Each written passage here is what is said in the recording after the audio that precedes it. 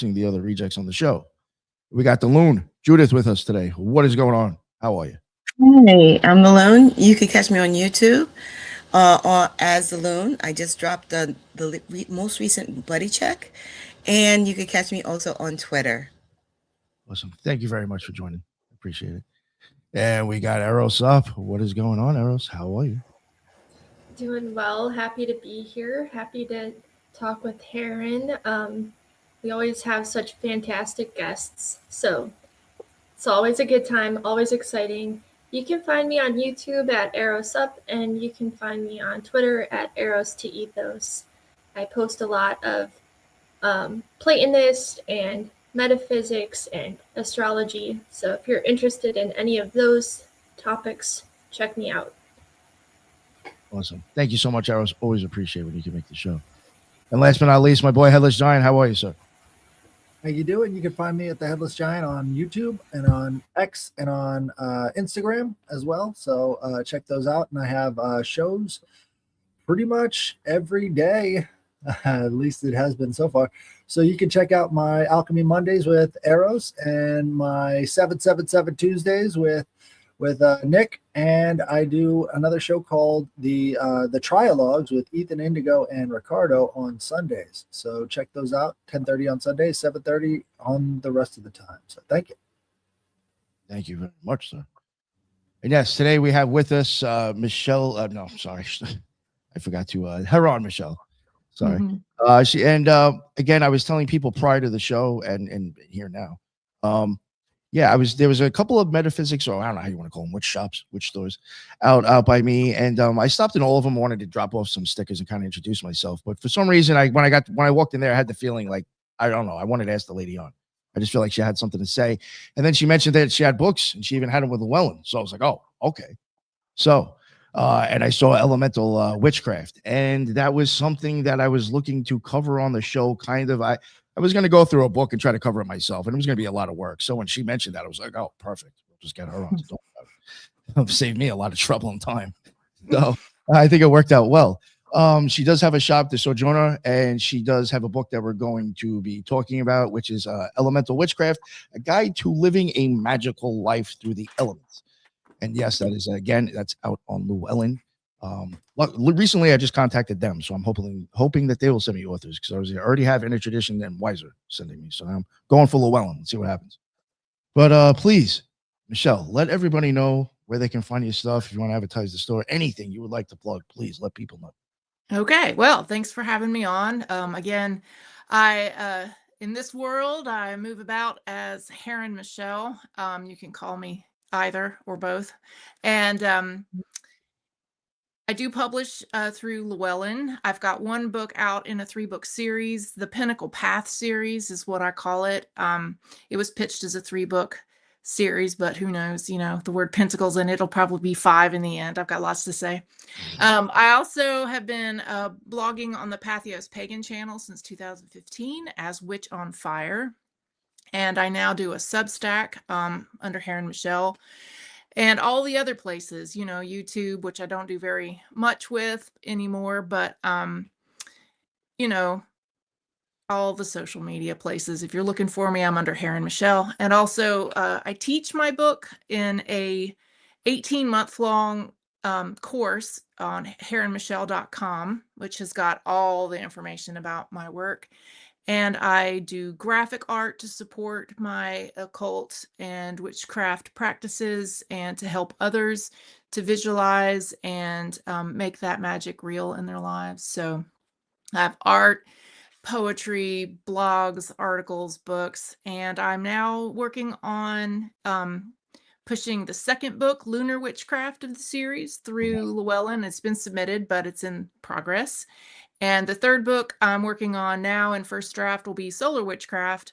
So I'm basically working middle world with the elemental witchcraft first, and then underworld and lunar witchcraft, working with the goddess forms specifically. And then solar witchcraft will be the god forms, the sabbats, the seasons, etc., and the upper world. Wow, nice. I love it. Sounds great. How long has your shop been around for? We are about to celebrate our 17th anniversary of being open at 414 Evans Street, but we actually started our business as more of tent vending and whatnot at Pagan Pride Days and other conferences and festivals and things. We started at Autumnal Equinox in 2008. So 18, 17 years. Nice. Good for you. Good for you.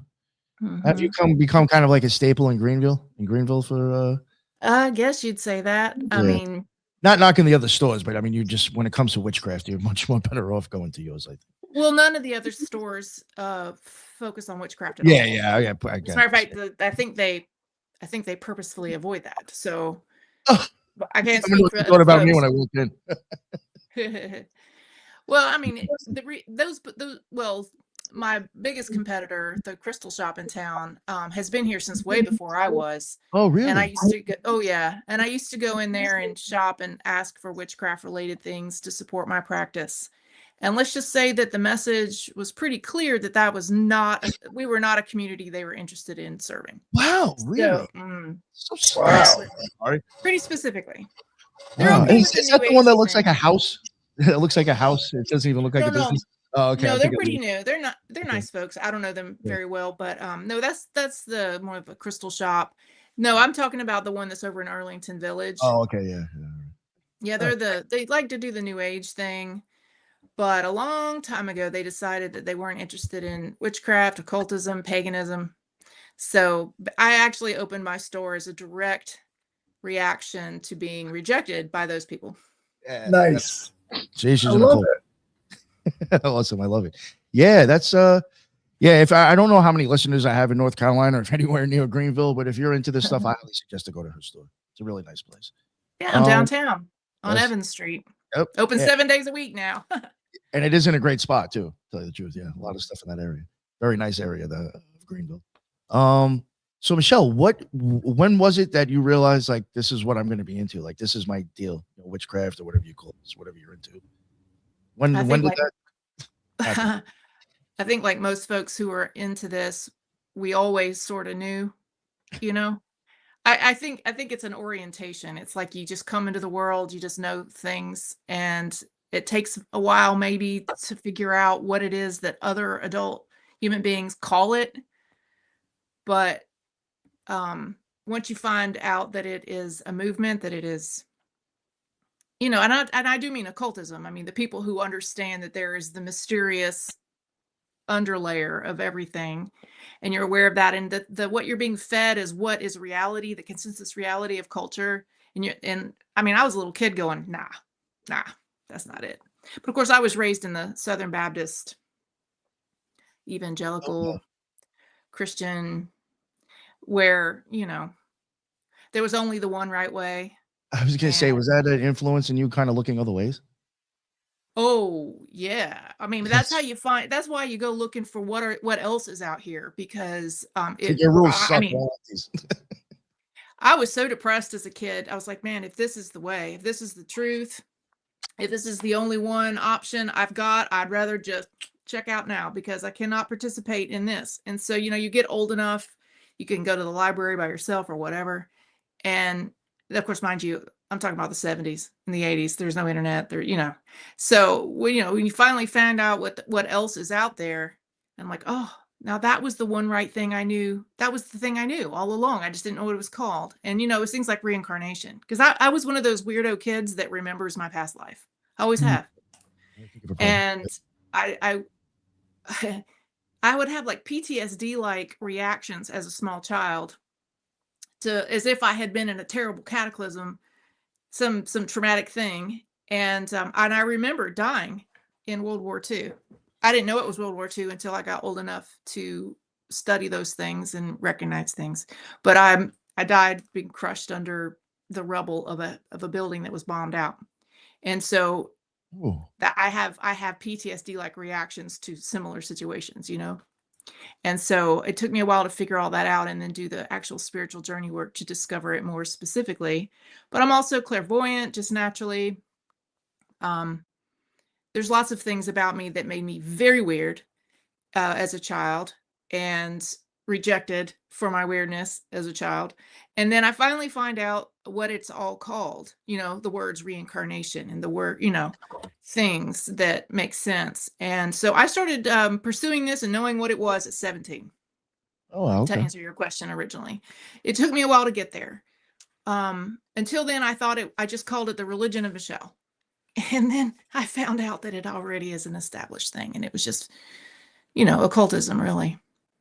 Well, something Um, that's an interesting aside, like we talked to Ronnie Pontiac yesterday, and he was talking about Manly P. Hall and his interactions with him. mhm. And it seemed like Manly P. Hall's journey was because the internet didn't exist and he couldn't find these sources really readily. Is the internet taking adventure out of the self-discovery process? That's a good question. Ooh. I'll tell you what, it was a lot harder to find this stuff because I was raised in Taylor, South Carolina. I didn't really find this stuff till I got out of South Carolina. I went as far away to college as I could possibly go. And I had it in my head that if you wanted to find witches, you had to go to New England. Mind you, I was 17. What is a girl from South Carolina Yeah. who was raised under her Southern Baptist rock? I had no idea. I I was think like, it's got to go to New England. So I go to college in Vermont, and the very first things I'm looking for, and I find this really awesome hippie dude who's wearing a pentacle, and I like attack him. I'm like, oh, tell me everything you know.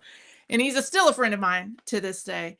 But I was finally able to get some books. I was able to order some titles of things from my school bookstore that I had not been able to get my hands on in South Carolina, that I couldn't have had in the house because of my mother, basically being,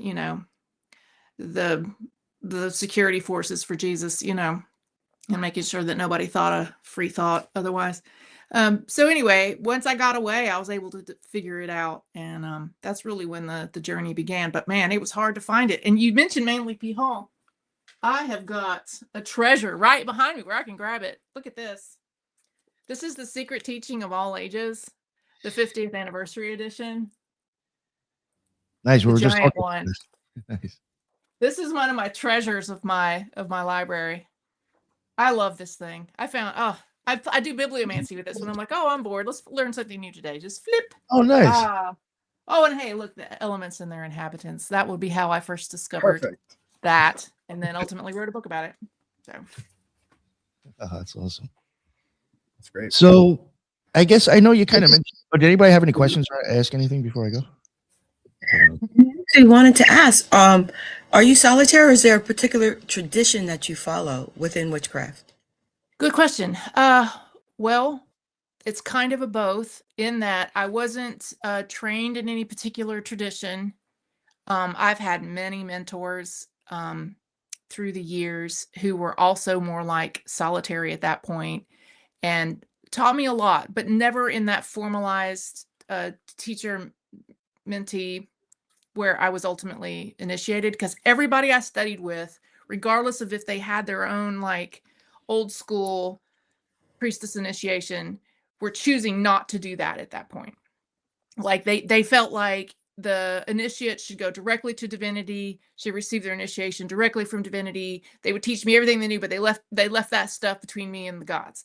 And so ultimately that's how I got there, is me being stubborn, just banging on the door of the mysteries until I was let in one way or another. And then I kind of rallied all the rest of the folks who were looking for information. I passed on what I had been taught by individuals and what I had been reading. But as it happens, because just about everything in my astrological chart has to do with Mercury. Virgo here, Mercury there. I teach. That's what I do. I talk about things. I'm very analytical. I can then summarize and communicate it. That's one of my strengths. And I was called to share that by my guides, like, do what you got to do to share this. So I have been teaching about it for so long that eventually you get other folks around you. And now we all consider ourselves self-initiated solitary witches who then want to team up. And then that became a coven, which then became a formal training program, which went on for more than a decade, which now has second degree people who've chosen to initiate to the clergy status. And then 3rd degree. And it's just like self-made. So the know in that I was a solitary, eclectic, self-taught, which then I taught that so long that it became its own codified tradition with its so many initiates that then hung around together and continued to teach and bring, we coagulated all this information together into what became known as the Sojourner tradition of modern witchcraft. And then that was formalized. We had a coven that operated for over a decade. I was the founding high priestess. I served for 5 or 6 of the 10 or 12 years that it operated. It most recently decided to we went on a hiatus after the whole COVID thing shut down the teaching program. And we did continue on for a long time, but a lot of our main members moved away, and we kind of, the core group was a little small, and we just decided to take a break for a while. So it's not currently operating, but it does still exist. And there are initiates all over the country that would that self-initiated is through our training program. And then that training program that I taught for those 10 years became part of this book. The program is ultimately going to be revealed through all 3 of the books in the Pinnacle Path, but only some of it. And then of course, once I wrote the books, I add so much more, because when you teach Wicca 101 or witchcraft, it's not really Wicca. When you teach witchcraft 101 for 10 straight years, your soul just is dying to get into deeper stuff and go other places. I mean, it's important to teach the beginning stuff to new students, but it was in my private work and then my private work with the coven later on, and those who stuck around, and we really taught each other a lot, and we continued to just move forward in the mysteries, each person bringing their own interest into the pot. It was like a cauldron of ideas. And the books themselves are very different than the program was when I taught it. But we had to shut down the teaching program on Thursday nights out of the shop. We had to shut that down in March actually, I think we made it through May online, and then we just stopped the teaching program, and it's not been held in person since then. But I'm getting ready to reopen my classroom again. I'm really excited about that. Nice. Awesome. And you used to do that right out of the store, or no? Oh yeah. I would pack 20 people into that big central room. Mind you, you saw it well after it had been turned mostly into retail space.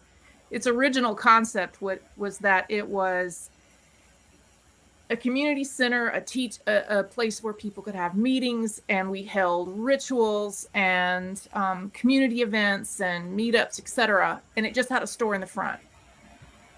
After the whole COVID thing shut down all the in-person meetings, we really expanded the retail to take up those spaces. Because even after we tried to reopen things in like 22 and 23, nobody would come. People were still too nervous. But I think we're finally there, and I'm reopening the old classroom.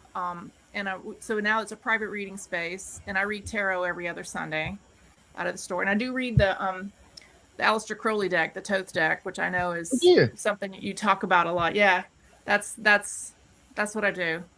And I did notice you seemed interested when I did mention to you I used to be in the OTO. Oh yeah. Well, yeah, I know you were like, oh, okay. Definitely. I mean, when you told me that, I knew what I was dealing with. That's true. I get it. Yeah, I guess. Yeah, that's funny.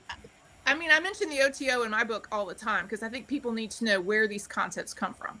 And even if you've never studied the OTO, you don't know anything about Aleister Crowley or nothing about Thelema, if you are in witchcraft of any flavor, especially Wicca, it is all flavored up with that. That is the major spice in the soup.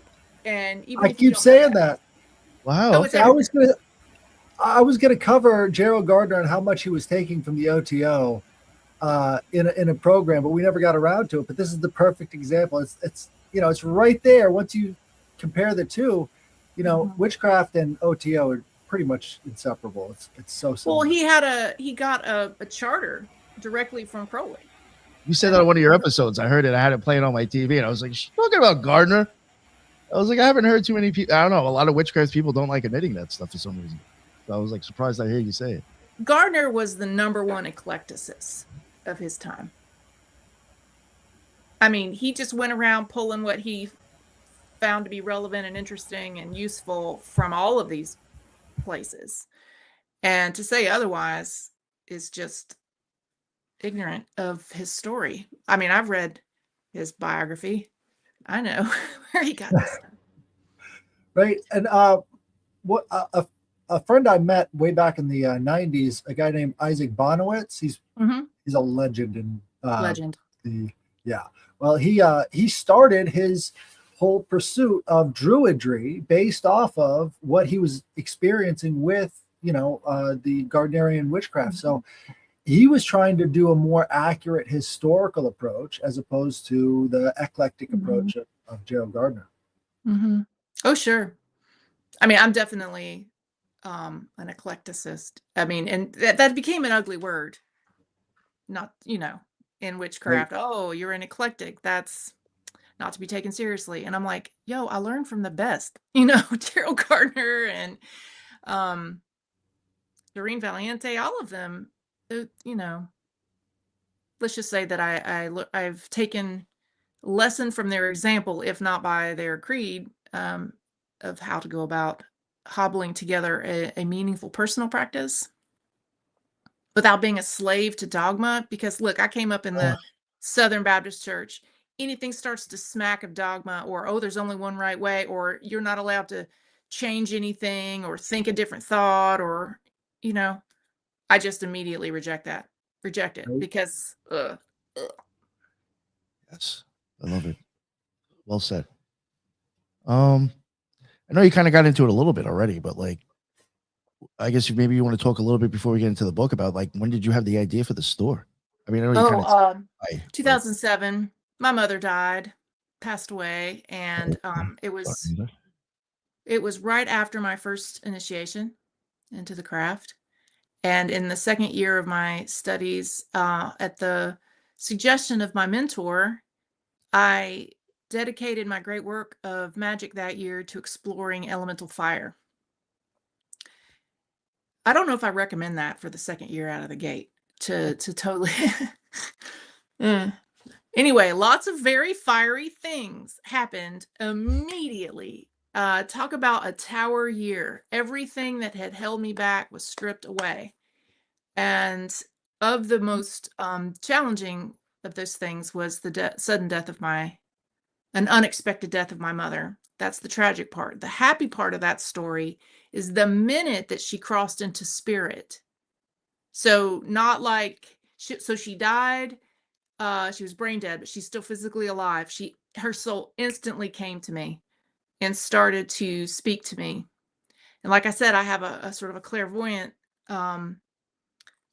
just natural clairvoyance that was pretty untrained at that point. And the minute she was in the spiritual world, released from her mortal coil, all the biases and the bigotry, all of the evangelical just madness fell away.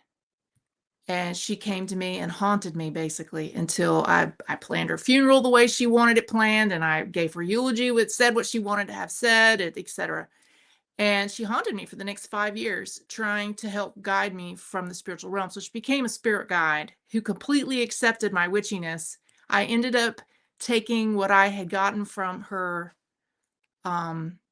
estate. She had a life insurance policy, and I got some money. And everybody plays that game. What would you do if you suddenly had a pot of money? I would open a metaphysical store.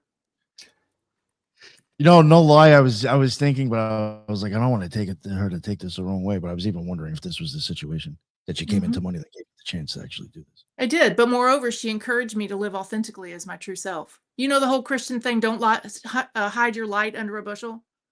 Right. And of course, they mean you should let people know you're a Christian or what, shine brightly who you are in your faith, etc.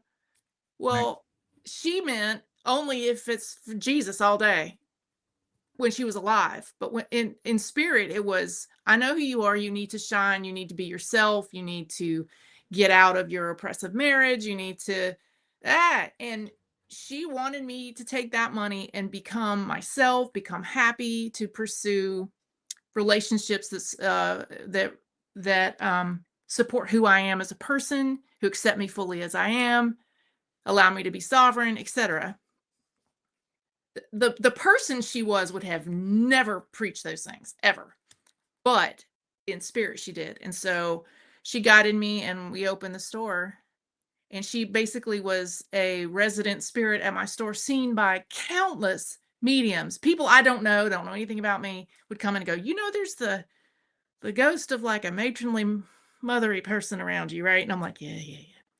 Eventually, with the help of a medium, I helped her realize that it was okay. She could go into the light, and she did move on, and has since gone on to her next adventure, and is no longer reported around me very often, unless I go and seek her out or call her in. But yeah, my mother helped me. My evangelical mother helped me open that store. But it really was just a bid for my personal sovereignty. And I was so lonely in my feeling like I couldn't talk to anybody about this. So there was nowhere to go. There's no places that cater to my interests. Where do I find the people of like mind? In Greenville, North Carolina. And so I was like, I don't want to be lonely like that. I don't want to feel isolated, and I don't want other people to feel isolated. So I opened the store, and I was like, it's got to be on basically Main Street, where we are downtown on Evans Street. It's basically Main Street, middle of town. I wanted to be fully visible, open the way a church door is open. People can come in, talk, find a book, find people of like mind, find acceptance. And we try to cater also to making sure that anybody that doesn't tread the well-traveled path, that's our motto, is equipping the path less traveled, based on the Frost poem.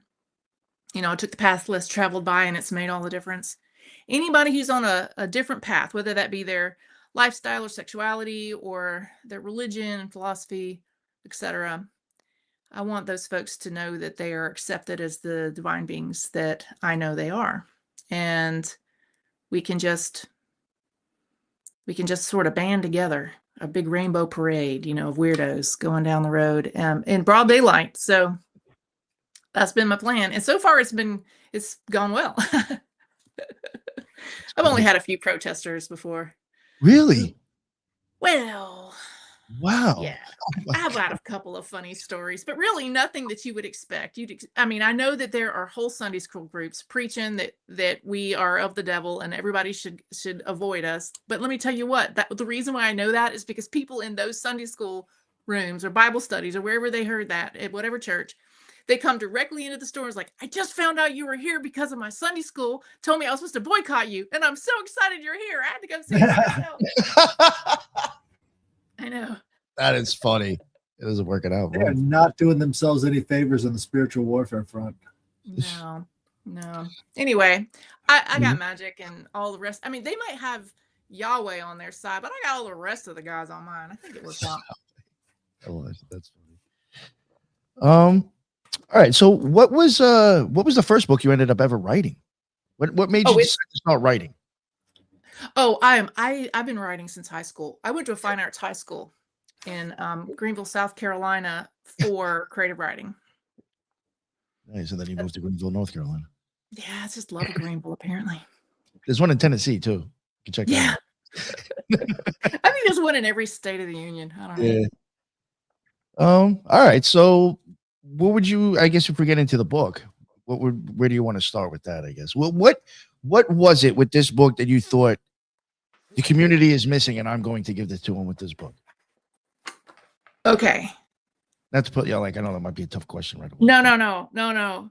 Because you're not the only interviewer to ask me that question. Oh, good. That's a good thing. I have got an answer written out. Can I just? Yeah, go for it. All right. On the why did I write this book? The book came out of my sense that Western occultism had spent the last 200 years perfecting what I perceived of as division. It's the coagula. The salve et coagula. let's divide it, let's analyze it, let's put it in little rows in a correspondence boxes, let's figure out what planetary sphere it belongs to. You know what I mean? Like the break it down. It was it was with the swing into the patriarchy that the last 2,000-3,000 years have been, and that's a necessary phase. That is a part of that pendulum swing. It had been that it was, they wanted to perfect division and subclassification and the individual power. How do I apply my will? The whole to will, to know, to will, to dare, to be silent, the whole thing. But that's perfecting your own power, your own will. It's incomplete.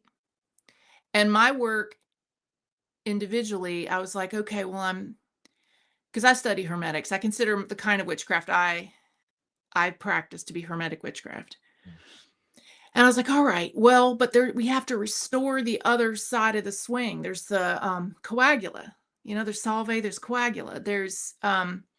There's this balance between the poles that we have to come back over, away from the sexism that was so dyed in the wool of the occultist, Western esotericism and occultism for the last couple hundred years.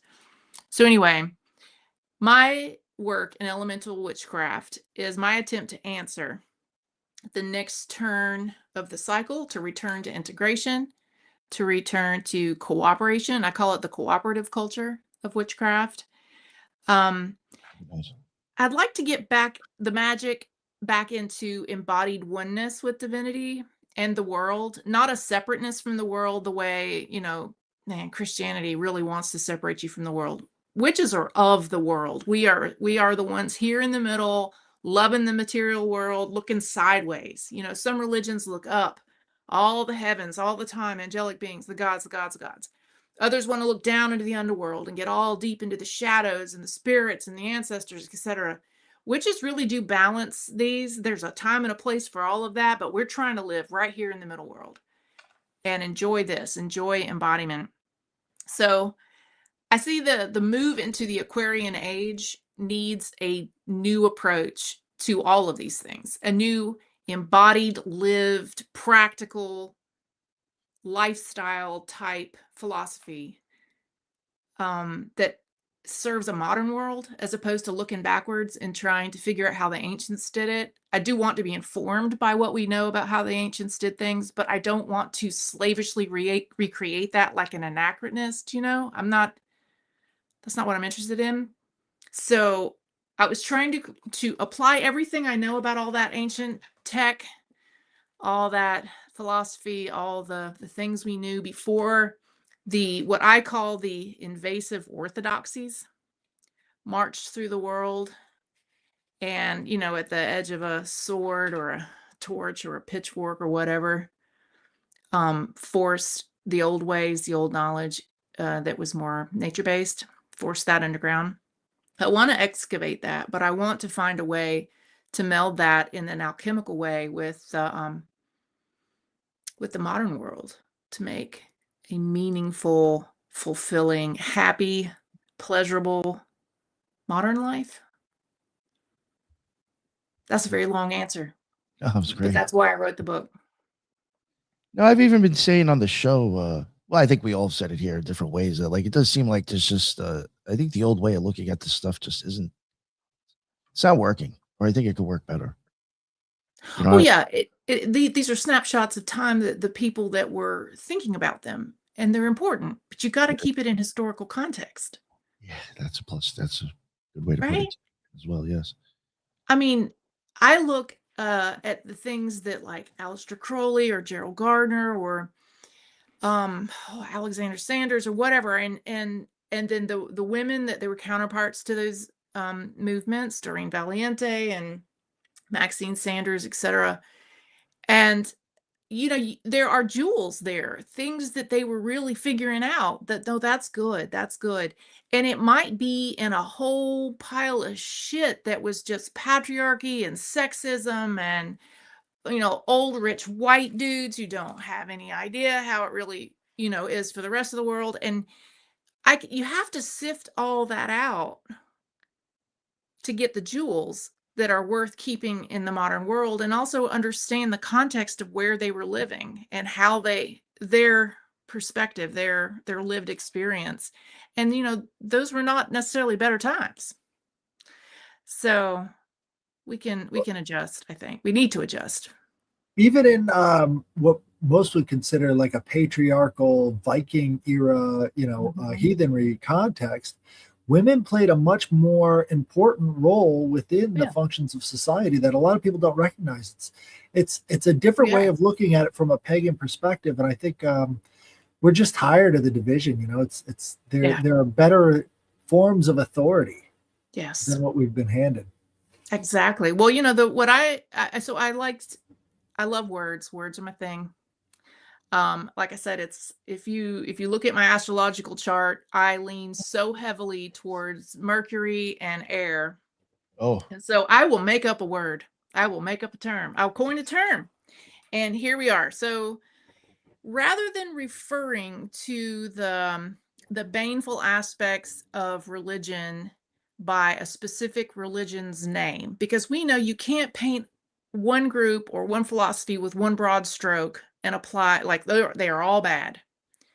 This was all damaging. That's not fair. So rather than saying the Abrahamic religions or Christianity or whatever, I will say that any group that invades the mines, the lands where they are not native, threatens, does harm, instills fear, and tells people that there's only one right way, it is their way, and if they do not comply with their way and their thinking, etc., that they will be harmed. That's extortion. I call those the invasive orthodoxies. They tend to be patriarchal. They tend to use the technologies of fear, domination, violence, fear of death, etc. They weaponize their philosophy. I call those the invasive orthodoxies. And they have done terrible damage to the world over the last thousands of years. However, there is another way. It is a more egalitarian way. It's some of the ancient cultures, especially what we have to dig up from way, way, way back, like Göbekli Tepe and that kind of thing. Anthropology is digging back up. It's not like they were matriarchal cultures. They were goddess revering, but they tended to be more egalitarian. And they focused on the technologies of creation, of agriculture, of building, of bringing people together, etc. And they venerated life as opposed to venerating death. And so they focused on the mechanisms of creation and creativity and art and etc.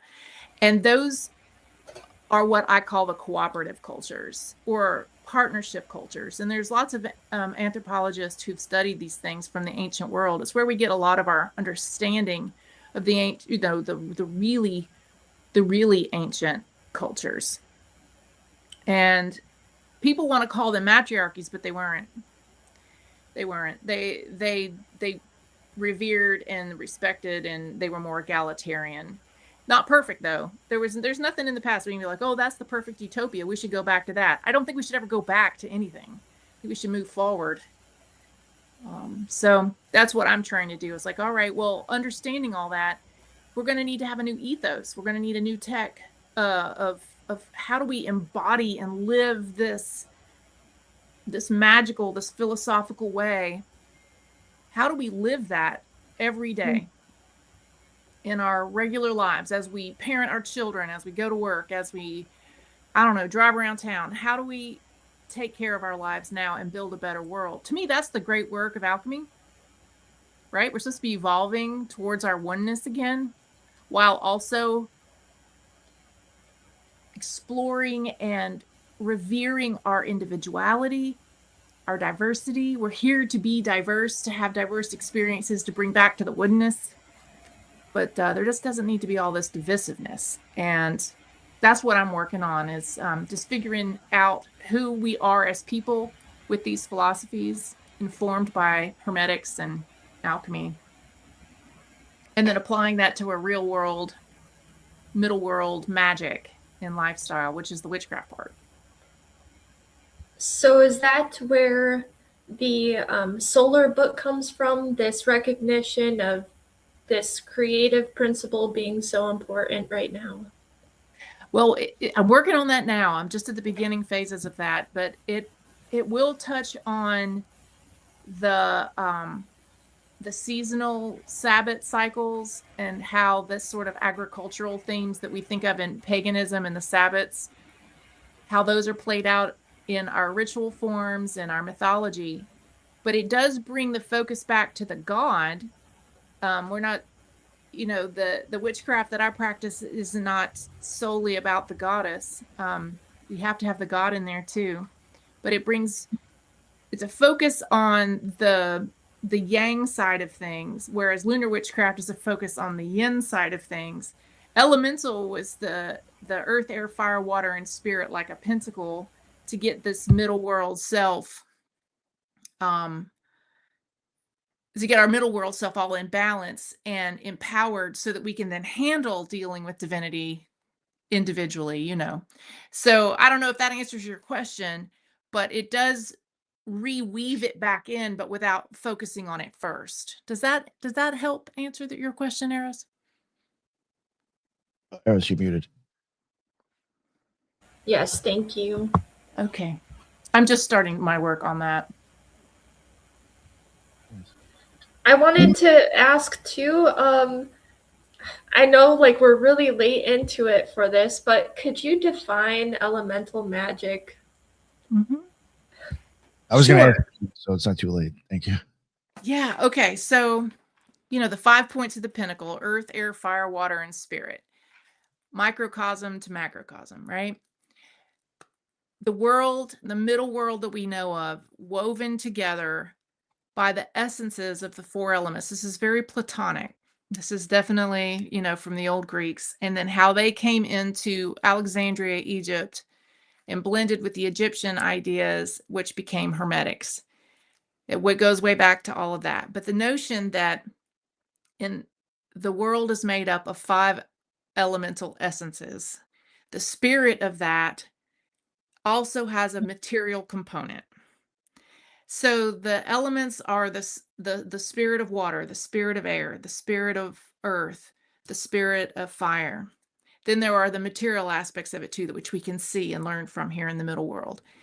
But when divinity passes down through the 7 celestial spheres of influence, which is the way of bringing in astrology, to become something new in the middle world, it passes through those 5 planes of, the elemental planes. And then that gets cast into form here in the middle world as the physical thing. And at the root of Hermetic alchemy is the notion that everything that exists in the cosmos has a spirit, has a soul, has a body. And those things are woven together as they pass through these elemental essences. So the middle world is the casted projection, kind of like a hologram being like a projection of light that seems like it's 3D. That's the casting into the illusion of our separateness as individual things. But what makes them are these elemental essences.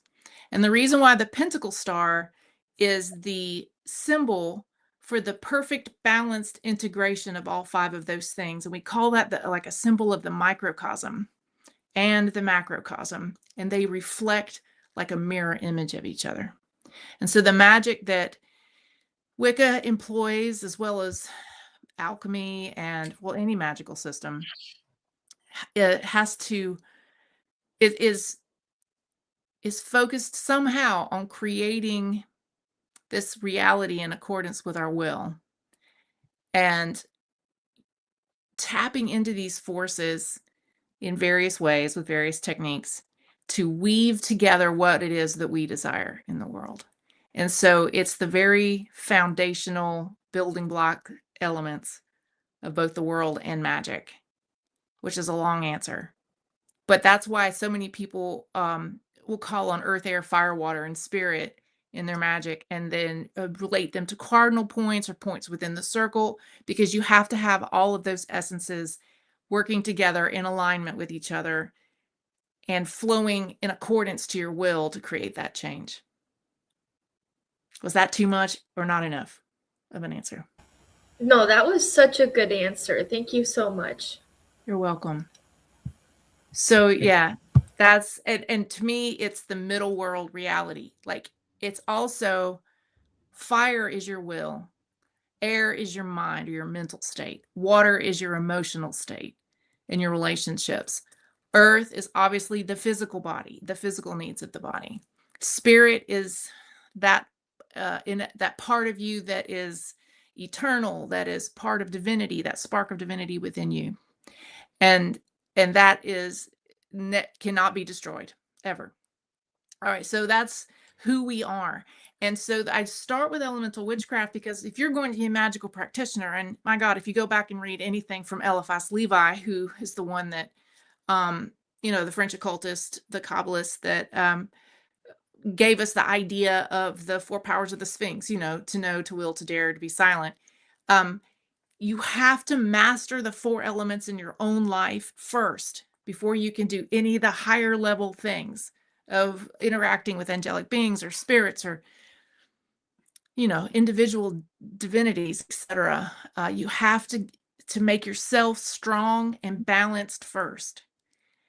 Unfortunately, so many folks want to go straight to the psychism, the clairvoyance, the working with higher angelic beings, etc.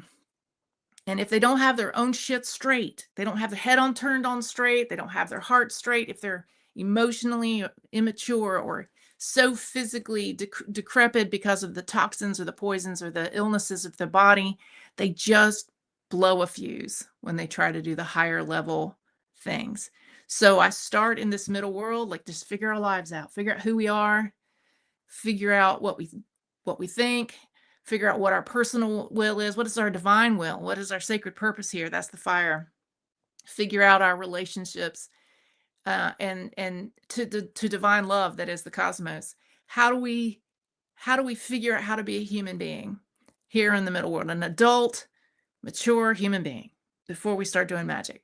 There are a lot of emotionally immature occultists in the world. Have y'all noticed? Oh, yeah. Tons of them. I mean, there's a fair few. Just saying. And yet they might be doing some really powerful work, but I don't know that their lives are improved by that work. Yeah, that's one thing that should happen. Your life should get better, I would think, to an extent. You would think. Oh, like, what are you doing it for? So anyway, I just try to start there, like, get yourself straight. And then the next work, the one that I'm so excited about working on now, is the lunar witchcraft.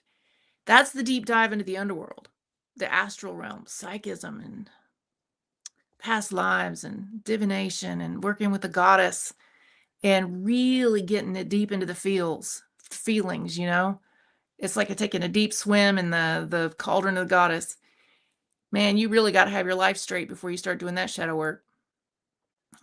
So that's the second book, and I've been appealed to 12 different goddesses, one for each zodiac sign, to be called in during the various lunar phases when the moon is in those signs, to help bring those powers to balance out the benefits and the challenges of each element during those lunar phases, because the moon being associated with water so heavily. And so calling a goddess in to help to balance that out and to really fine-tune the balances we have within ourselves. That's what I've been working on this year, and I'm so excited about that work coming out. Again, I ramble, sorry. I think I've left the point long ago. You're good. No, you're good. You're good. Thank you anyway. One thing I did want to ask, when you get into doing your own stuff, if you were to do elemental magic, do you do like ritual work and stuff? Oh, sure. Yeah, Wiccans are all about the ceremonial magic. All right. So I didn't want to like kind of maybe put you on the spot, but That's all like right. if let's say you were to work with the element of fire, since you brought it up, Mhm. to kind of give people an idea like how everything would be set up for that. Oh, sure. Like even like maybe like I don't know, like for me, like if depending on what I used to work with, planetary elemental, I'd have Mhm. the herbs that match it, the crystals that match it, maybe even change my altar cloth, wear something, all get extra, all that stuff. I'm Oh, wondering sure. if you did the same or Oh, however yeah. if you can maybe give us just a little bit of an idea. Okay, sure. So just as an example, in my book, I have 5 paths that you walk during certain seasons of the year, and you work specifically with that element very heavily. And so while you're working with fire, we'll just use that as an example. Planetary stuff, any of the stuff that comes from the old occultist correspondence tables, etc., all the alchemical, all that stuff is yes, pull all that in. So yes, red, orange, yellow, on your altar cloth, things that have to do with salamander, dragons, etc., very, very fiery, deserty. You want the stones that associate with the sun or Mars, the herbs that associate that way also. So I would have, oh gosh, if I'm burning incense, and I do a lot of formulary, I provide all these recipes, and everything is, I mean, I create candles and incense blends that you burn on charcoal. So I'd have cinnamon and orange and clove and oak, etc., frankincense, that all have those fiery things. And you're layering it up. And each time that you employ one of these material allies, you tap into the spirit, because again, we get back to that alchemical notion that everything that exists in the world has a soul, a spirit, and a physical body. So it's not just that I've got the body of a frankincense nugget.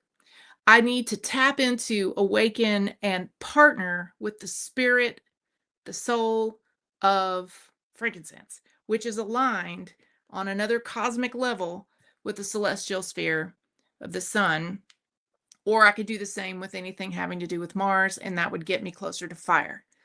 Also, we work heavily with the elemental beings in Wicca and witchcraft. So the elemental king, Jinn, and the salamanders are the elemental beings that embody that essence, that do the work of that essence in the world. They would spur energy, the physical exercise aspects of things, the ecstasy of passion and sexuality. They would really get shit done. And so that whole time you want to be tapping into the power of your muscles and the sun and the fire and the Mars and you would call upon those beings to help reveal what is the work of your will, what should be the sacred work of your will at that time. And we work heavily with this, to will on the whole Sphinx or the pyramid of power, depending on your tradition, but also because I'm restoring the goddesses' tools, the receptive tools, back to the old patriarchal occultism. In heavily, heavily, heavily in my book, we talk about the jewel of power. In old witchcraft from 50 years ago, 100 years ago, or the Wicca from, pretty recent times, they would talk about the pyramid of power: to know, to will, to dare, to be silent.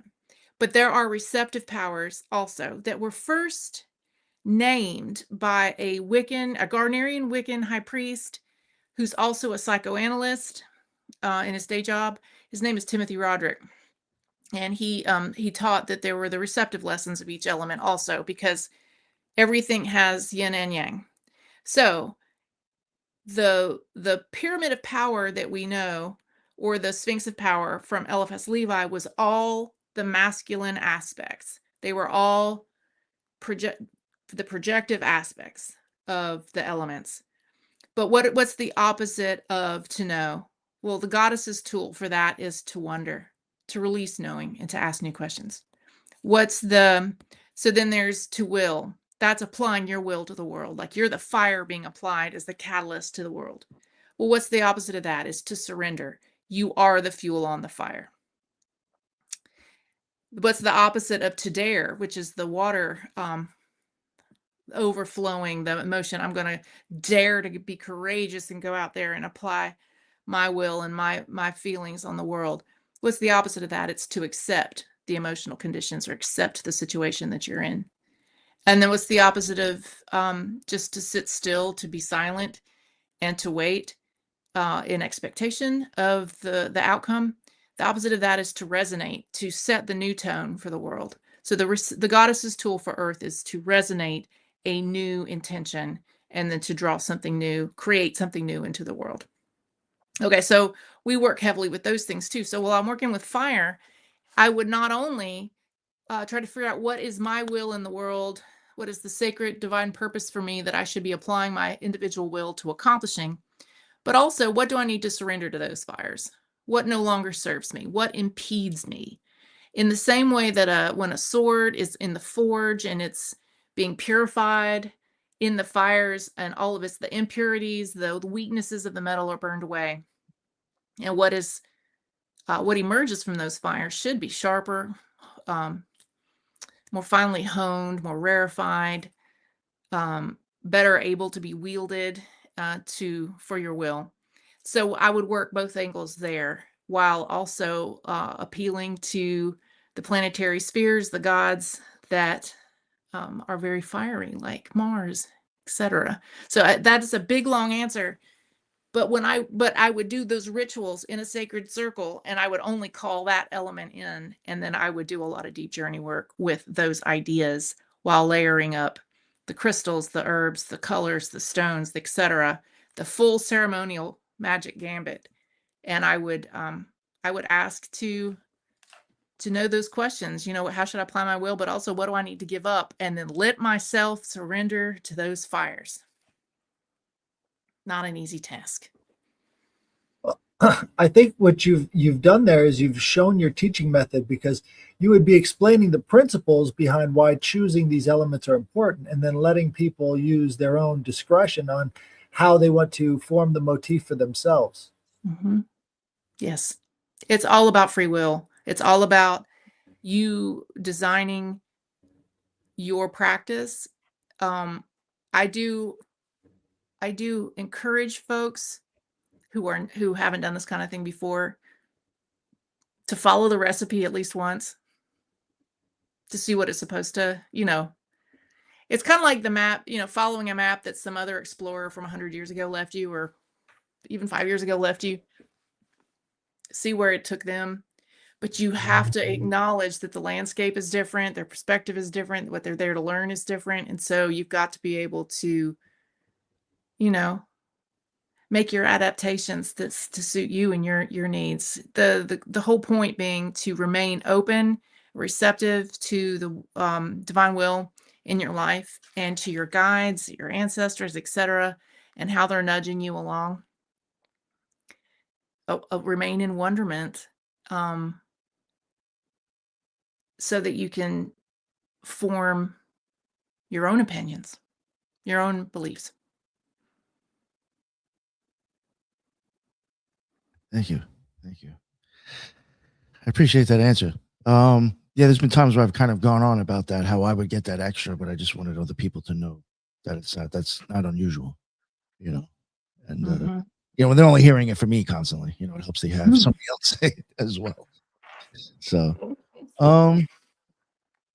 what is there anything? Any of you just have questions or anything you want to ask? Anybody else here? Rosa, Judith, Ellis, nothing. All right. Can you hear me? Yes. Sorry. Okay. So then your chthonic, your lunar book, not just chthonic. Oh, it's definitely chthonic.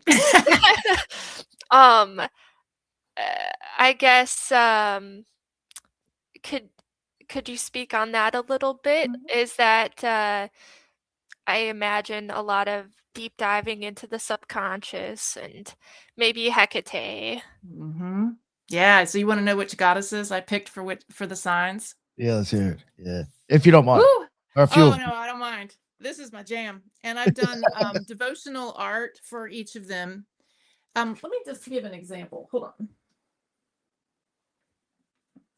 Okay, so in my book, like this is an illustration from my book. the idea is to make candles, right?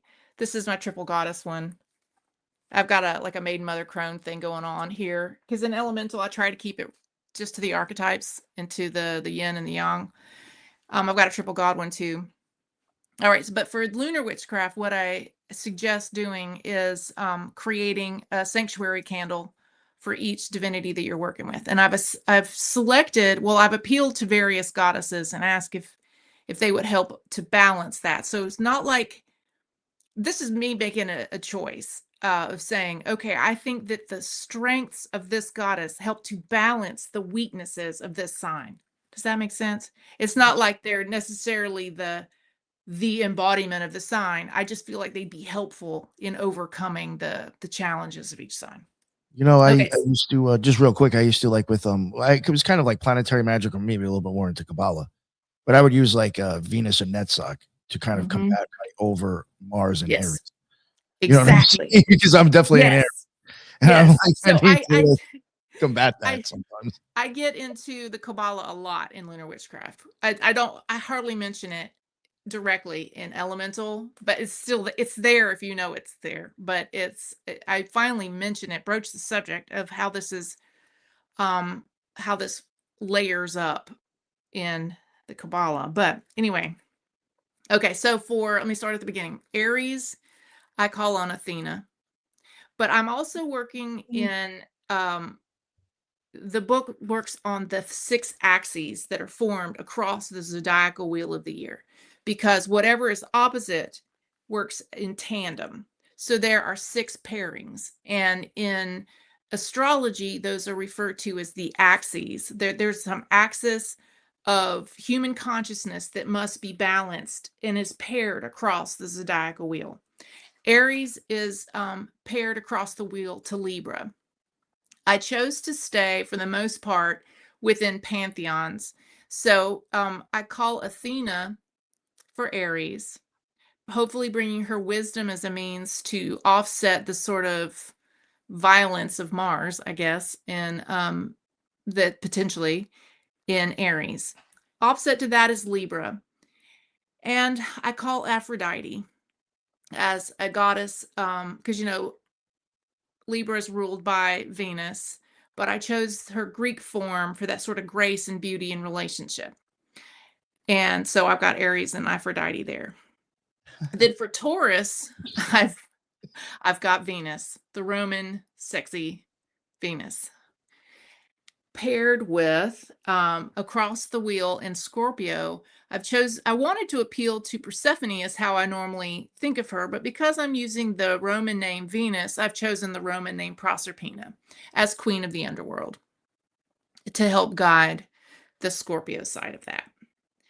And then Gemini, I go into the Celtic goddesses. The ones that appeal to me for Gemini is Caradwyn and her cauldron, and the wisdom of her cauldron, and the little bits of analytical sort of knowledge that go into her cauldron that ultimately feed into wisdom.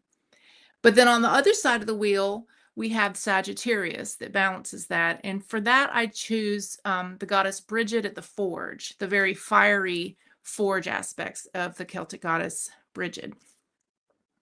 Then we get down into Cancer and Capricorn that lie across from each other. This is where it went a little off script. I had to do, because it's not the same pantheon. When I first thought of doing this, the very I could approach the lunar work this way. The very first goddess who barreled into my consciousness, about blew me over, is the Orisha goddess Yemaya for Cancer. I have a relationship with Yemaya that I don't think about as often as some of the others, because I'm a dedicant to Aphrodite and Hermes personally. But Yemaya wanted to be there. She's powerful. Now, but who wants to be on the other side of that? I don't really have a relationship with any of the other Orishas, not in the same way. But the goddess that came barreling in for Capricorn was Kali Ma of Hinduism. And the two wanted to work together there, at least per my perception. So I've got Kali Ma as this sort of Saturnian goddess of time, creation and destruction, right there where winter solstice crosses, from Sagittarius into Capricorn. We've got her as that liminal character, a mother and destroyer, across the wheel there.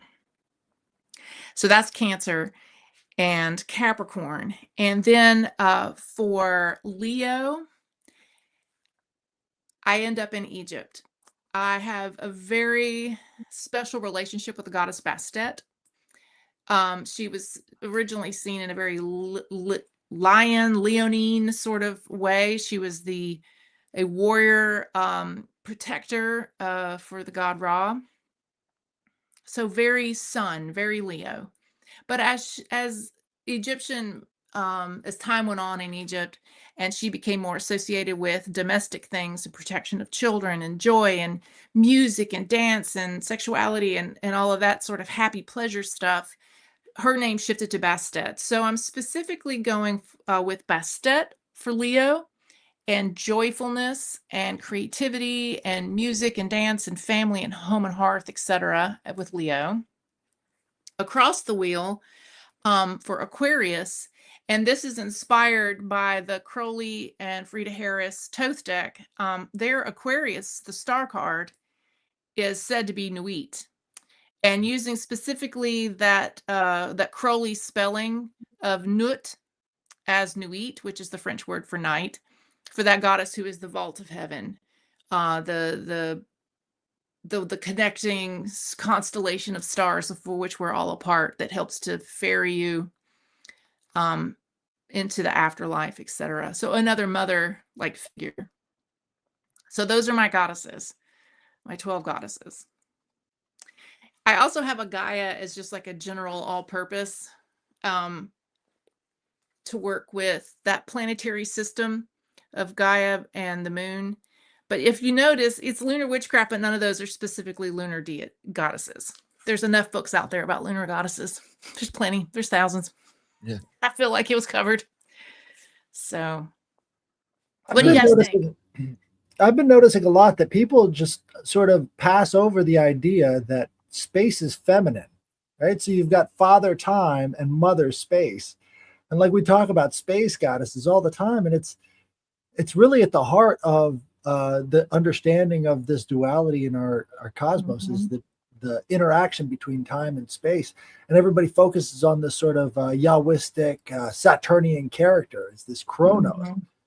But very rarely do they match that up with Rhea. Like you just hear about Kronos, very little about Rhea. And Rhea goes back through Kybele and back to the very, very ancient past. And it's right there as the space goddess. And then you see that as Nyx and Nuit and all these other very, very early representations. Oh yeah, I do have in Lunar Witchcraft, and mind you, this is only in first draft. It's with my editor right now, so who knows what it'll be when it comes back. But right now I do have a deep look at all the goddesses that are associated with the moon and all those ancient texts, and I do go very deeply into Rhea as and that role there. Yeah, so it's interesting. Even in my own process of writing the book, I ended up the section 3 is all the practical magic stuff. Sections 1 and 2 are information and etc. But the third part is time to astrology. What phase of the moon, but also what sign is the moon in, what season, etc. And really looking at the mechanism of our cosmos as this magical, it's like a machine, and it's moving in these predictable ways. And there are times when certain things are so much easier to accomplish because the whole cosmos is flowing with that purpose at that time. And it's interesting to me that as I was writing the book, I can think and work academically and like, oh, look, historically, these are all these goddesses and ideas and mythologies and stories that associate with these ideas. But then when I got to section 3, who do we actually work with? Who's the actual magic with? Ended up being a whole different thing because I just sort of let spirit flow through. That's the clairvoyant thing too. It's kind of like everything I do at some point becomes almost like automatic writing, because once I tap in and just get going, it just flows through. And it's that image of the star card I think about, you know, she's holding or touching this divine access to information that is everything and everywhere. And then she's flowing through and she's pouring it out on the earth. I think about that a lot. I've got a lot of Aquarius in my chart, obviously, but I see that as my job when I write. And like I said, I do have a close devotional relationship with Hermes. This just always been the way. And so I get to going and he sort of takes over. Hermes take the wheel. I don't mean for it to be like that, but I'm his priestess, so what can I say? That's what happens.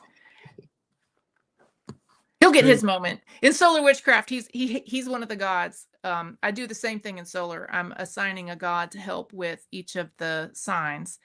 And then the Sabbats, of course, would either be with the god that's the fixed midpoint of that sign, or the transition, the dyad of two gods working together to help transition from one to the next. So I'm doing the same there, and Hermes is definitely on that list too. Nice.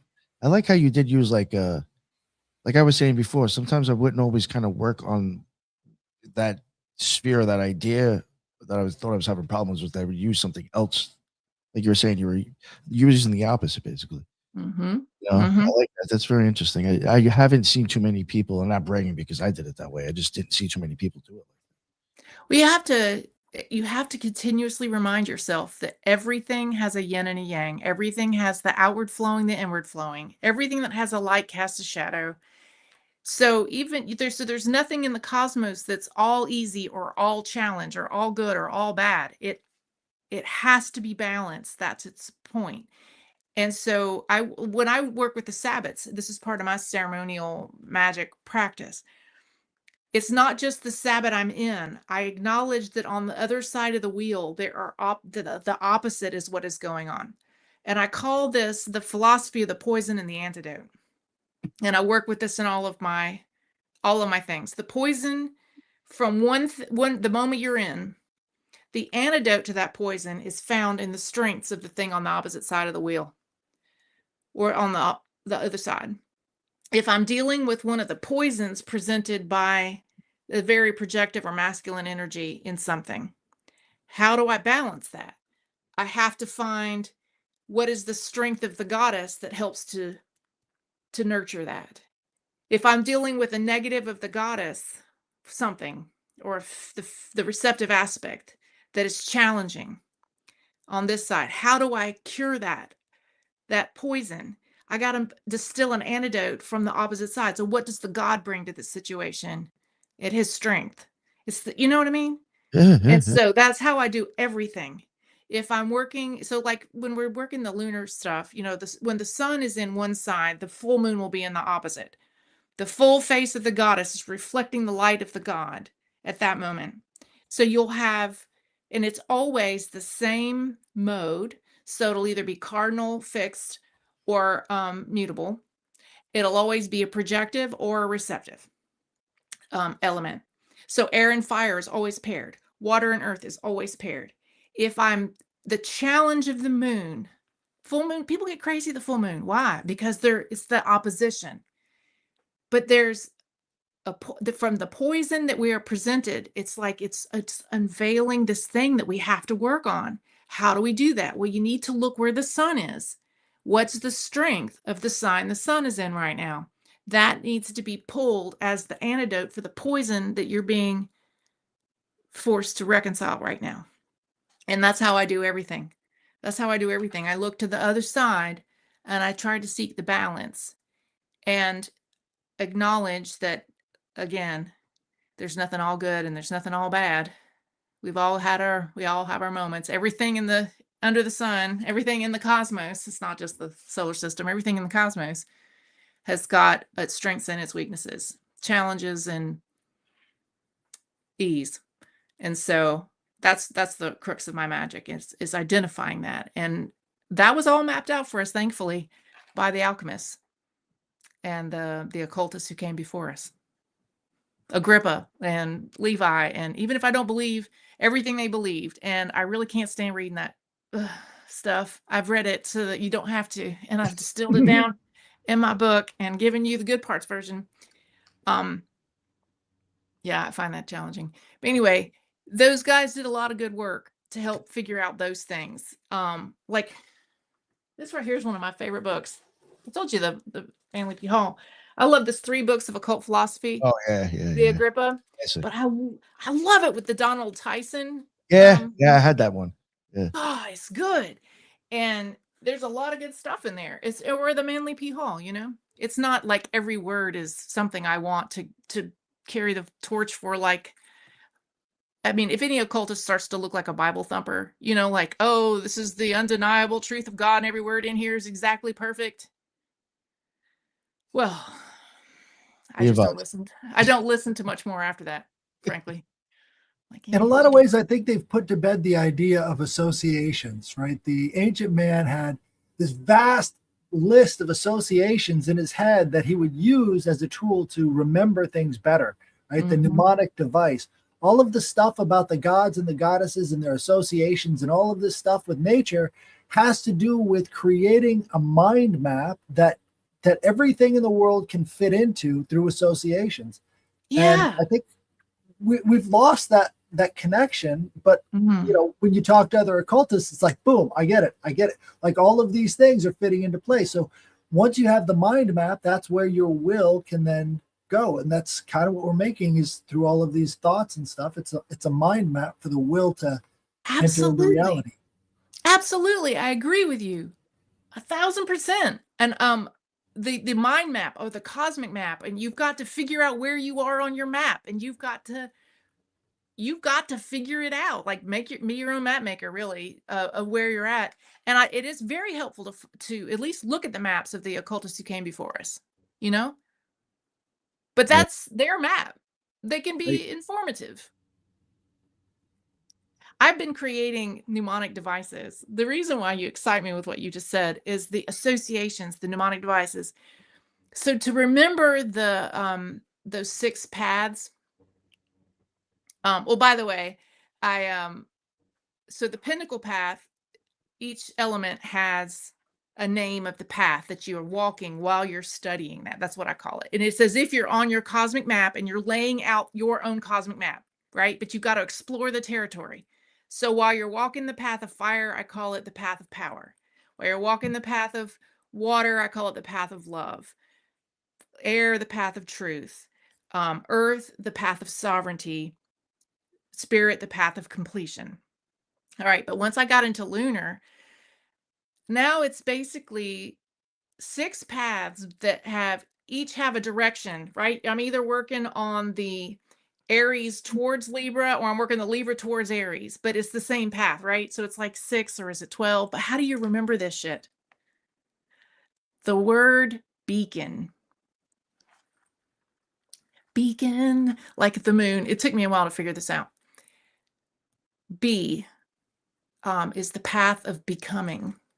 So while you're figuring out the mysteries of Aries to Libra, you are working on the path of becoming. And so the magic is the magic of becoming. E is embodiment. When you're working Venus to Scorpio, you're working on this embodiment within the balance of earth and water there. A is awareness. When you're working Gemini to Sagittarius, you're working your awareness, your perception of your world, your awareness of your place within it, etc. C is cultivation, the path of cultivation. So between Cancer and Capricorn, you're cultivating the sense of security within yourself and in your outer world when you're home and your public life. O is the path of offering. How do you offer your light? How do you offer your spark?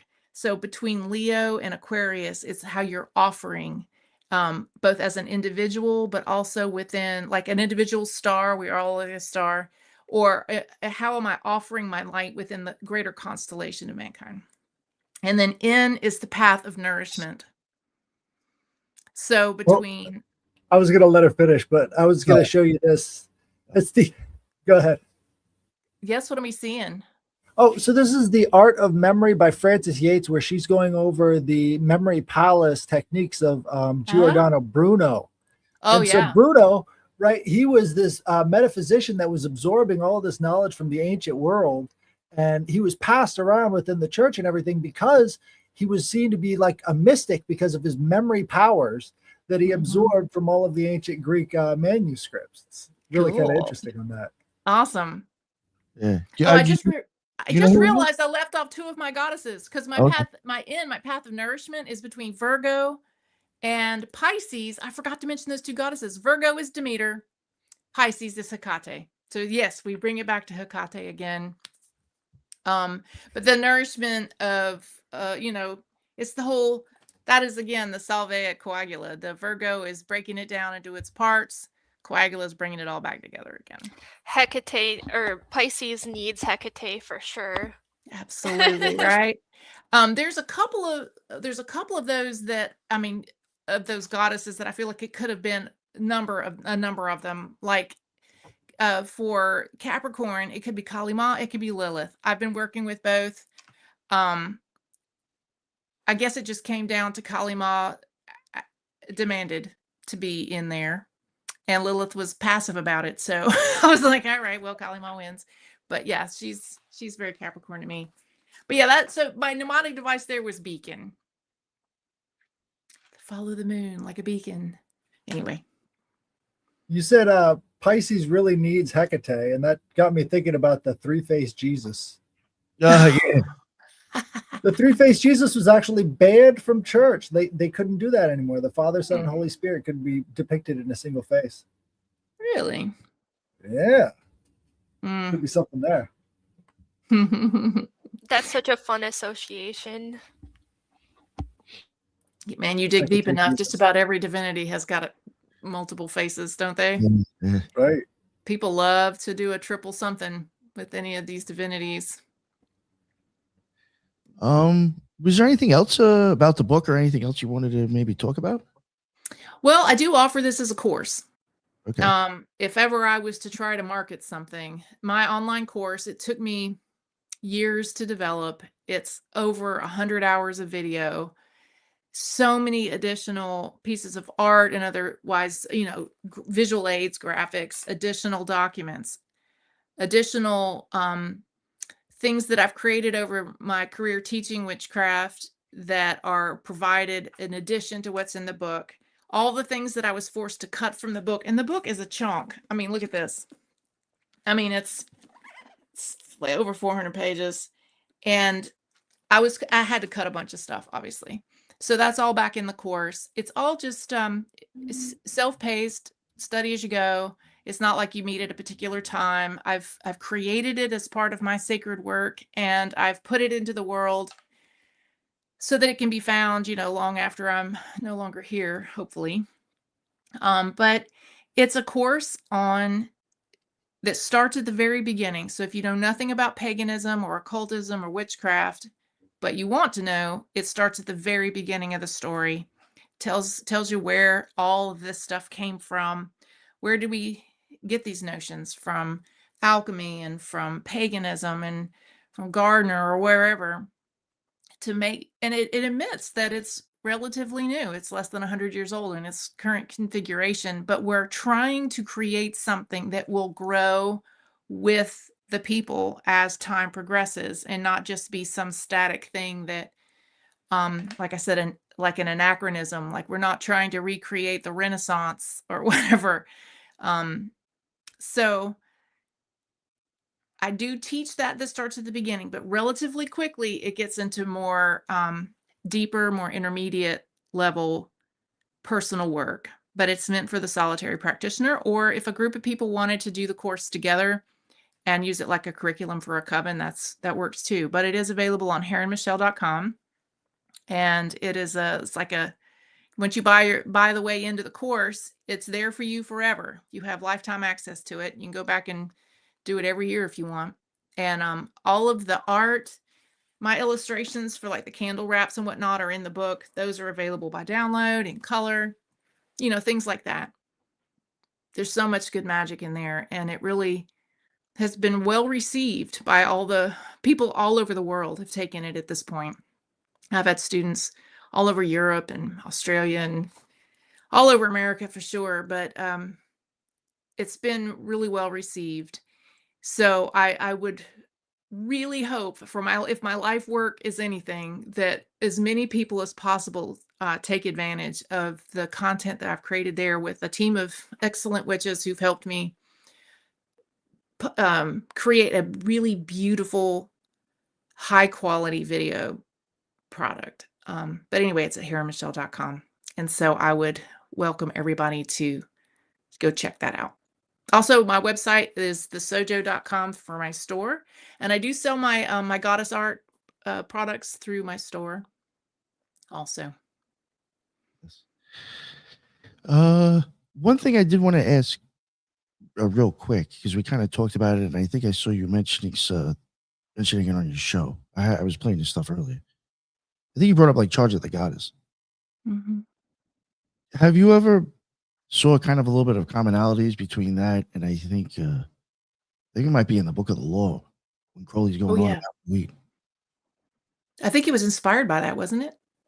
That's what I had assumed. But yeah, I believe that's what Doreen Valiente says in her book, Rebirth of Witchcraft. She's the one that refined the prose version of what we call the Charge of the Goddess, and she began that. If I don't want to tell her story wrong, but she got the material from Gerald Gardner, and because she had read Crowley, recognized where he had ripped it off from. And I forget exactly which speech it is, but it's equal parts from Aradia and a segment in one of Crowley's books. And she went in and massaged it. She actually called it decrowlifying it or something like that, she actually removed somewhat of that language so that it obviously wasn't a ripoff. I think Gerald Gardner expected Doreen Valiente to not be an intelligent, well-read woman, but she read his shit and was like, dude, I'm a better read occultist than you. I know where you got all this. But she massaged it and created some parts anew. But yes, it's definitely a conglomeration of several ancient texts or older texts. But yeah, Aradia and some Crowley stuff and then some of her new stuff. I think she wrote the parts that get into, the beauty of the green earth and the white moon among the stars and the dust of, the feet of heaven, whatever. All those parts were her. But nice. Yeah, no, yes. I just thought that seemed to be some commonalities in there. Oh, definitely. Since you were open to that stuff, I figured I'd ask your opinion. I'm very open to that, but I mean, I do like to credit the proper source, Yeah. And so I do a lot of that too, but that's another thing that I really enjoy doing in my lunar witchcraft, because my original love is poetry. And when I tapped into doing just the lunar work, just the stuff with the goddess, for as long as it took me to create the manuscript, talk about a chthonic year, but so much poetry, so much art and poetry. I mean, that's just the way the goddess flowed through me. But I've written many charges. Like I tap in, like I would like to work with this goddess. What is the poetic language or the ritual, the liturgy of this rite? Because there's 24 different rituals just for the lunar work in my new book coming out. There's many more others also to get ready for it. But there's a full and a dark moon with with all 12 goddesses. That's 24 major rituals right there, the aspects that are in the book. And each one of them, there are charges, with the goddesses delivering. I can't, other than just saying I wrote a lot of poetry, I think it channeled a lot of poetry. For better or for worse, it's things that wanted to be said by those goddesses. And so it's like spoken as if they are speaking it to you in the rituals. So it's a lot of liturgical poetry in my new work that I'm very excited about. And I'll write a charge. But I'd like to think that it was what those goddesses wanted me to write at that time. I hope so. And I hope that when other people read it, they're like, they don't go, oh my God, this woman is so full of her shit, so full of herself. I try as a priestess, I try to bring forth what divinity asks me to bring forth without my ego stepping in the way. And unfortunately, my ego suffers a massive helping of what do you call that? You feel like a fraud. You feel like, like I can't say that. Imposter syndrome. Imposter syndrome. That's it. I'm like, oh my God, I can't do that. And then I get that that's your job, Chica. Just write it down. And so I do try to do that. And it's not really about me, but it is something beautiful that I'm excited to be part of. So I can't wait for the new book to come out. I can't I wait. love your enthusiasm. It's awesome. It's infectious. I would like to think it's infectious as opposed to irritating, but thank you for saying so. When does your book come out? I don't know. Okay, so usually with Llewellyn, after you submit the first draft, they come back with notes, and then after you get the next draft to them, it's about a year from then. And I haven't heard back yet on the first round, so it'll be at least a year, if not longer. It'd be funny if they ever email me about you and ask me to have you on a year from now. Well, you need to get with Llewellyn. Find Marcus Robinson, not Robinson. Marcus. Shit. His name is Marcus. Robinson's not it. That's a different Marcus I know. And right this minute, I'm having a senior moment. All right. I can't remember his last name. A lot of these places have like authors that are like people that I want to have on the show. I just have no way of contacting them. It's like they ain't going to listen to me. So it's like, that's one of the reasons that I like for Lon Milo Duquette, I want to get him on. If I ask Llewellyn, they'll ask him. You know what I'm saying? They'll ask him myself. So I love Lon Milo Duquette. He's one of my favorite writers about the Thoth deck and about Kabbalah. I just got David Shoemaker to come on in February. I don't know if you know. That's awesome. Yeah. Awesome. He actually called me. He wanted to talk to me on the phone. I was like, oh, fuck. I talked to him. I was like, oh my God, it sounds like I'm listening to Living Thelema podcast. Like I like hearing his voice in my head. It was so weird. It was actually, I was nervous too. I don't know. But yeah, cool. Thank you so much for coming on. That was really an amazing talk. I really had a great time with you. Thanks. Hopefully we can maybe have you on again in the future. That would be great. Sure. Well, especially once I know when the new book is coming out and I can actually do some more about that, I'll let you know. Oh yeah, for sure. Yeah. Well, sure, I'll come down at the shop too and see you again. Yeah. You got to come down to the shop. Definitely. Was there anything else that you wanted to plug or remind people about? I know you kind of already did it. I am definitely focusing my more regular writings on Substack. Substack is a great way to be able to get a newsletter or writings and whatnot that do not have ads every which way. It's so nice.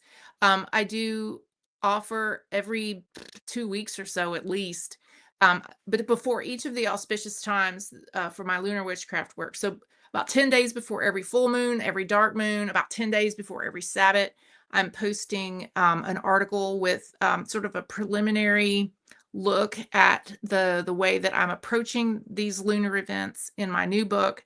But I'm also providing some additional ways, things that are not in the book, of celebrating that would be for just an individual. Like for example, coming up, we have the full moon in Leo, which would be with Bastet, but it's also the weekend right before Imbolc. So that's the high winter Sabbath.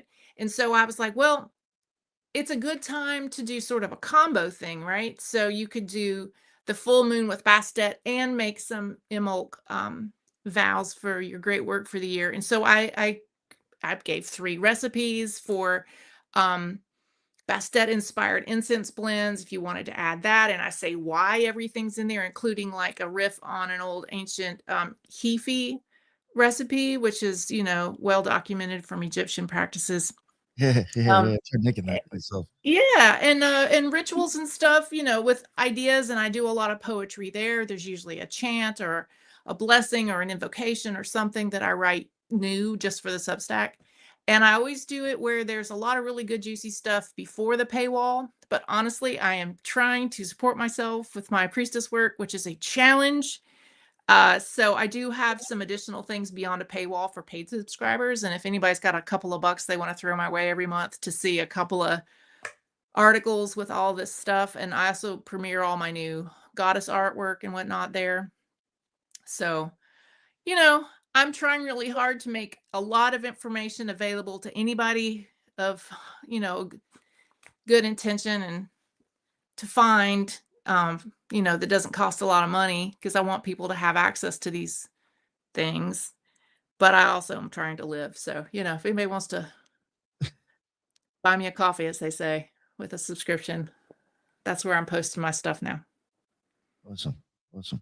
I'll if you don't mind, after the show, if you can email me all your links, I'll make sure I will do that. Don't you worry. But seriously, if Okay. you just go to heronmichelle.com, you will find all the things. Signups for my newsletter. All the links will be there. So Great. thank you for this opportunity. It's been fun to talk about these things. Yeah, no, this was great. I really enjoyed the show. Thank you very much for coming on. I'm glad I showed up and asked. Me too. Welcome Judy. to Greenville. Thank you. Thank you. Judith, would you like to let everybody know real quick again where they can find your amazing show? Oh, you're muted. Sometimes, some reason like on your end, something. Yeah, no, it doesn't sound right. It's been doing this a lot lately. Yeah, some reason StreamYard is like with the audio lately has been bad. Just really bad. Yeah, and you're muted still. All right, Headless, why don't you go? Let everybody know what's up. Well, you can find me at the Headless Giant on YouTube, on Twitter, and on Instagram too. Occasionally I get on there, so you can find me there. And I've got shows that are at around 7:30 p.m. every weekday, and then one on Sunday that is 10:30, which is the Trilogue. So check them all out. Thank you very much. Very busy man. At Rose. Let everybody know what's up with you. Thank you so much, Heron, for coming on. This was awesome. Thank you, Arrows. You can find me on YouTube at ArrowsUp, and you can find me on Twitter at Arrows to Ethos. Yeah, thanks for having me on, Nick. Of course. Yeah, it was great. I'm glad you all could make it. And again, Michelle, that was a blast. I really, really thoroughly enjoyed hearing your take on things, and very I like the mix of kind of ceremonial and witchcraft together. That's Wicca. Throw some folk witchcraft from Europe and all the ceremonial magic and alchemy into one cauldron, and you get Wicca. Yeah, I like it. I dig it. So everybody, eventually her links will be in the bottom if you want to check her stuff out. And Judith, I'll make sure I include your link in there as well, so people can, because you're having mic problems right now. Sorry about that. And everybody in the chat, that's what's up. Thank you all very much for joining in and commenting and watching the show. That's why we go live. And until the next one, everybody be well. Later.